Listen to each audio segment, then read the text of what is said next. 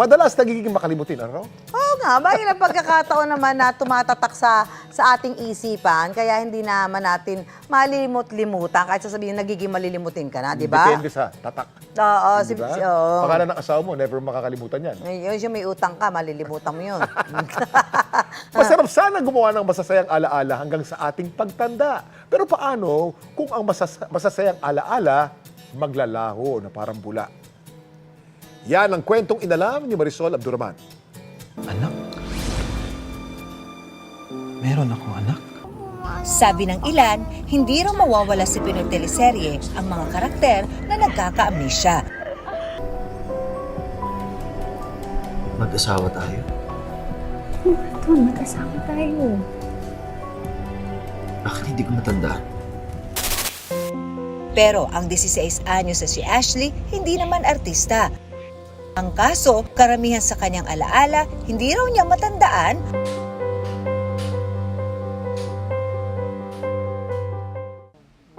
Malaking dagok daw sa pamilya Fuerte ang nangyari kay Ashley Setyembre nitong taon.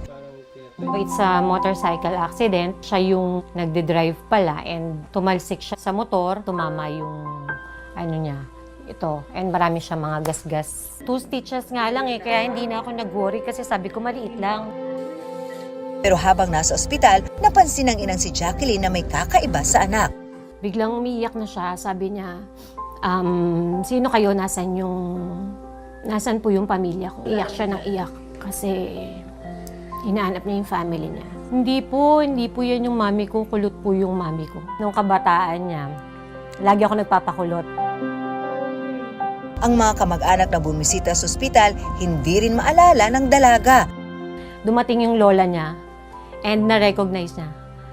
Sabi niya, Lala, yun lang. Yun lang yung kilala niya. Hindi niya na-recognize yung mga friends, yung mga best friends niya pa yun. Hindi niya talaga maalala. Isa sa malinaw na alaala ni Ashley ang kanyang second birthday party na muli niyang ipinagdiwang sa ospital.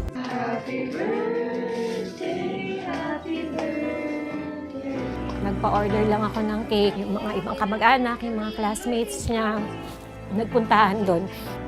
Biglang nag-flip yung sitwasyon. Siyempre, sobrang sakit. Hindi ganun yung nakikita kong future niya. Tatakot ako kasi hindi ko alam kung hanggang kailan maglalast yun, kung makikilala pa ba ako ng anak ko. Ang naranasan ni Ashley, isang uri ng temporary memory loss na kung tawagin ay transient amnesia.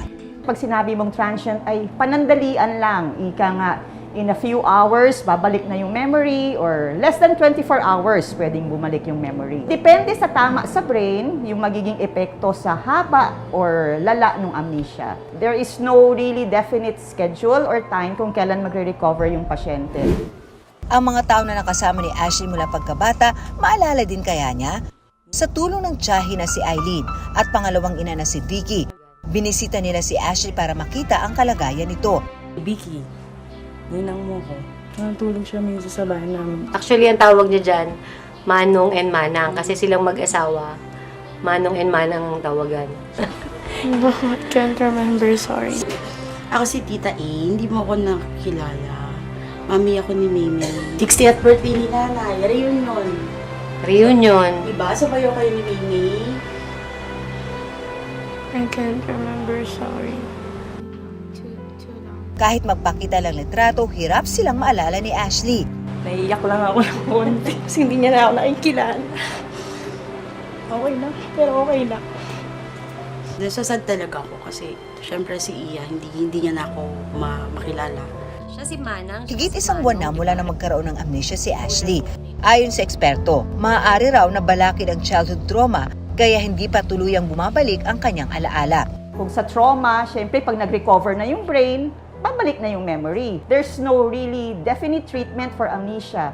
Wala tayong gamot na pwedeng ibigay na maibalik yung memories. Pwede natin silang ibalik sa mga usual na pinupuntahan, places, yung mga regular na ginagawa nila araw-araw. Pictures will help, kwentuhan, and brain exercises.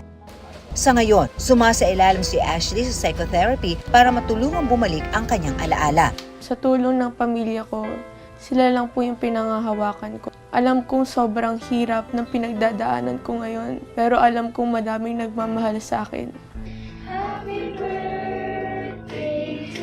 Ibang sakit at hirap man ang dinaranas ngayon ni Ashley at ang kanyang pamilya. Naging pagkakataon ito para muli silang magsama-sama at bumuo ng bagong masasayang alaala. Ako si Marisol Abduraman at yan ang kwentong dapat alam mo.